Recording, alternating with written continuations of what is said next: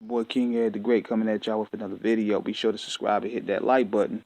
So, after watching Dark Side of the Ring, the Owen Hart special last night, I wanted to go ahead and do a special on Owen, as a matter of fact, about his impact into the wrestling business and why it was such a big loss in 1999. See, what made Owen Hart so special was he was a jack of all trades. And to a degree, many will argue that he surpassed Bret. I mean, Owen, he was a technical specimen, just like Bret. Bret was great when it comes to technicality and selling and ring psychology. Owen soaked that up like a sponge when he feuded with Bret. But here's what he had that Bret didn't have. Owen was a high flyer. Owen knew ring psychology already, like I explained, but he also could talk on the mic. Keep in mind, Bret was not the greatest talker in the world. You can look at his promos from 91 up to 97. He wasn't the best at all until he started really becoming himself and started becoming working as a heel. But Owen, he already knew how to work the mic. He knew how to make people hate him. I even hated his guts. I wanted to see Bret kick his butt. But going on to 94, he became the king of the ring. He won the Intercontinental Championship. He won the Tag Team Championship. He was the first ever Grand Slam winner. He was doing his thing.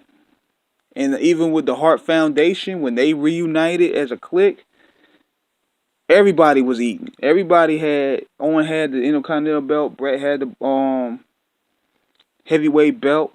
The Bulldog and Anvil had the tag team belts. Or I think with the Bulldog, Owen had the tag team belts. But here's where things got started on. I think this is where things started to go left. Go back to SummerSlam 1997 when he faced Stone Cold Steve Austin and he broke Stone Cold's neck. And keep in mind, Stone Cold was going to be the next guy. The Intercontinental belt at the time was supposed to develop and elevate talent to go to the next level.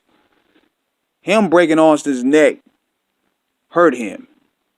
It really did.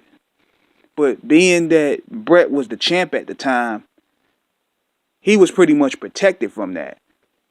Because a lot of guys, when they hurt somebody, especially a up-and-coming star, they get punished bad. So, going months down, he drops the belt to Austin, but Bret ends up getting screwed. Davey Boy leaves, Neidhart leaves, Pillman is dead, so he's now the last of the Harts. He's the last of the Harts. He's the last of the dying breed. And you could tell, even when he first came back on Raw, Vince didn't even know what to expect. Vince didn't know if Owen was going to shoot on him. He was going to fight him. Because that thing with Bret left a scar. So he adapted this Blackheart gimmick, which was pretty dope. The Blackheart gimmick was Owen really owning up to him. But here was the problem. The problem was the same people that screwed Bret now was running the company. Shawn Michaels was the top dog. Triple H was going to be next in line. They weren't going to allow Owen to get up there. So after the feud with Triple H in WrestleMania, it was downhill. So then he started teaming up with the Nation of Domination, which was weird, but he remained a heel. It worked out for a little bit. But then he got infused with Shamrock, and then he started teaming up with Jarrett. Owen probably knew himself it was going to be over. When they start giving him the Blue Blazer gimmick, the gimmick that was basically a laughing stock, it wasn't going to really do nothing for Owen. Owen knew at this point in time that his days were numbered. So he would probably just collected a check. And plus he turned down a lot of angles with Deborah because he didn't want to jeopardize his marriage. So they were really messing with him there. And him being a Hart, already being last in line, they wanted to really just mess with him. And him being a backbone, they figured, hey, you're gonna be the blue blazer.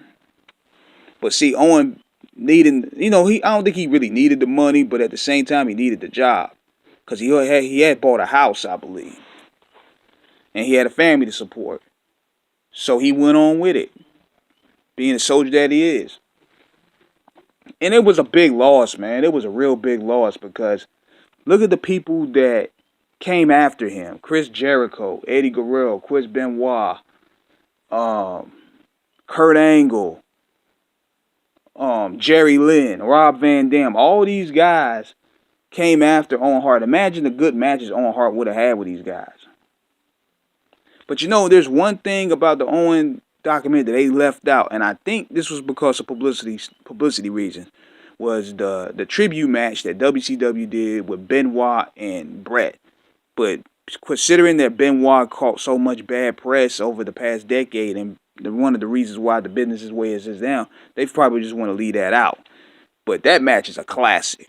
If you into real hard grit wrestling, that's the match you need to check out. But Owen didn't deserve that at all. I felt that the Blackheart gimmick could have really mended with the Attitude Era. And he should have been involved with a lot of big angles because he still had the capabilities of getting over. He was always over.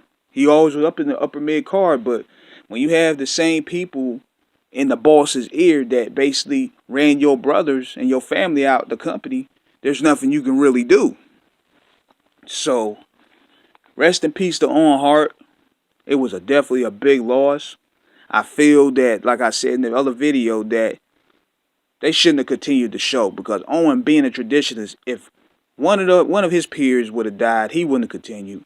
And I guarantee you, if that was The Rock or Steve Austin or even The Undertaker, they would have shut the show down. But they saw Owen really as pretty much dispensable at this point, so they figure, hey, let's just keep it moving. That's my opinion. So subscribe and hit the like button. Off the Cuff Radio. Holla at your boy.